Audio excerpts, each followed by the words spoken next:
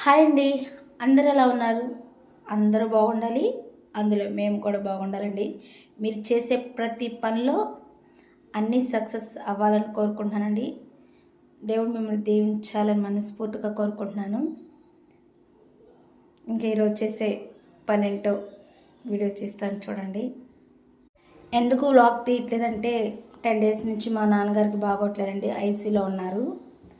దేవుని కృపను బట్టి క్షేమంగా ఉన్నాడండి. ఇంటికి కూడా వచ్చాడు. ఎందువల్లంటే మా నాన్నకి అలవాటు ఉందండి, డ్రింక్ చేసే అలవాటు.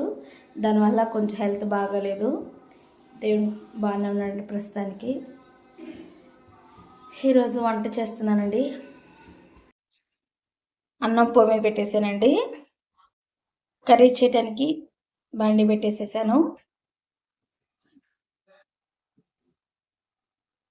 చికెన్ కర్రీ చేద్దాం అనుకుంటున్నానండి.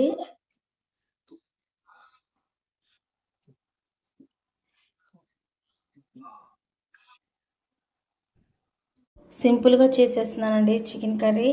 అంతా ఏం చేయట్లేదు, అన్ని మసాలా మిక్సీలో వేసేసాను. సింపుల్గా చేసేస్తానండి. ముందుగా మా ఛానల్ సబ్స్క్రైబ్ చేసుకున్న వాళ్ళు సబ్స్క్రైబ్ చేసుకోండి, లైక్ చేయండి, షేర్ చేయండి, కామెంట్ చేయండి ప్లీజ్ అండి. నచ్చినా నచ్చకపోయినా మీ అభిప్రాయం కామెంట్ రూపంలో చెప్పండి. ఏమనుకోవద్దండి, మీ నాన్నగారికి బాగాలేదు కదా చికెన్ ఎలా వండుకున్నారని. లేదండి, మా నాన్నగారు ఇంటికి వచ్చిన తర్వాత 3 రోజుల తర్వాత మేము చికెన్ వండుకున్నామండి. హాస్పిటల్లో ఉండి ఇంకా హాస్పిటల్ మనం ఏం తినలేము కదండి. అదే కాక నాన్న విషయంలో చాలా బాధపడ్డామండి మేము మాత్రం. నిజంగా దేవుడి దయ వల్ల నాన్న క్షేమంగా ఇంటికి వచ్చాడు. అసలు నాన్న మా దేశంలోనే లేడండి. మమ్మల్ని కూడా పలకరించలేకపోయాడు, అంత స్థితిలో ఉన్నాడు. డాక్టర్లు కూడా చాలా ఆశ్చర్యపడ్డారు, ఎంత త్వరగా కోలుకుంటారు అని అస్సలు అనుకోలేదని వాళ్ళు కూడా అని అన్నారండి. నిజంగా అండి, మా నాన్న ఎంత తొందరగా కోలుకుంటారని అనుకోలేదు. అంత ఇదైపోయాడు మా నాన్న. చూడండి, మీడియా కావాలంటే చిన్న క్లిప్ తీశాను ఐసీ రూమ్లో. తను అసలు కళ్ళు కూడా తెరవలేదండి. అట్లా మెంటల్గా అయిపోయాడు. ఆ పిచ్చి మందు తాగటం వల్ల ఏమో కానీ డ్రింక్ చేస్తాడండి. డ్రింక్ వల్ల ఇట్లా అయ్యాడని చెప్పారు డాక్టర్స్.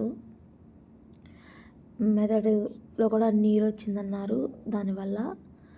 అందుకే అట్లా అయ్యారని చెప్పారండి. కొంచెం ట్రీట్మెంట్ తీసుకుంటూ ఉండగా నాన్న క్షేమంగా ఉన్నాడు. ఇదిగోండి, ఇది వచ్చే రోజండి. కరెక్ట్గా ఐసీలో వారం రోజులు ఉన్నాడండి మా నాన్న. కరెక్ట్గా శుక్రవారం వెళ్ళాము, మళ్ళీ శుక్రవారానికి రూమ్ ఇచ్చారండి. అది ఇచ్చిన రూమ్ అనమాట. ఇంకా బయట అలా కూర్చున్నాడు, అలా చూస్తున్నాడు చూడండి. పగలంతా నేను ఉన్నానండి, నైట్ మా అమ్మ మా అన్నయ్య అట్లా ఉన్నారు. ఇంకా ఫైనల్గా ఇంటికి వచ్చేసాము.